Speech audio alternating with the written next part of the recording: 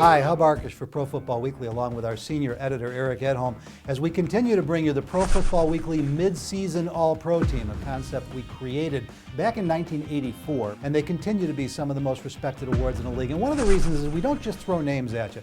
Take a look at the problem on defense. Do you go 4-3? Do you go 3-4?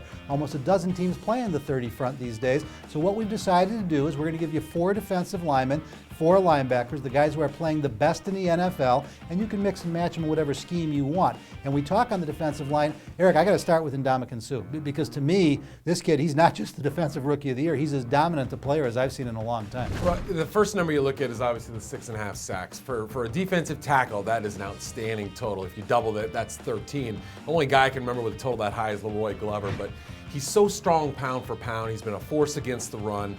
I don't know how you leave him off the team. And speaking of forces, Hub, can you imagine a defensive tackle lineup of Ndamukong Suh and Haloti Ngata playing next to each other on any team?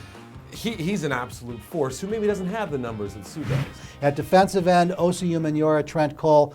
How do you argue? I mean, the pure pass rushing skills, but they both play the run pretty well too. And you know, you think about Umenyiora, where he was a year ago, being benched, didn't want to be a part of this team. He's come back in full force in Perry Fewell's system. It's been pretty impressive. The linebackers on the outside, it was pretty easy again. Clay Matthews is a must-have, especially in a 30 front, and James Harrison. I mean, the guy is, for whatever you want to say about the attitude, the off-the-field stuff, he's as productive as any linebacker in football. Any guy who leads the league in fines, I think, is going to make a few statement hits as he's done this season. And inside, Lawrence Timmons is our 34 guy. Ray Lewis is our 43 guy. Ray Lewis, the ageless wonder, still maybe the dominant linebacker in football. And Hub, it's interesting, both these guys come from the AFC North. I think the people would have chosen Patrick Willis before the season. Interesting that he doesn't make the list. What I love most about our team at any position is our cornerbacks. Nnamdi Asomugha and Antonio Cromartie, not Darrelle Revis, for obvious reasons, but Antonio Cromartie may be the best offseason move of any GM in the league.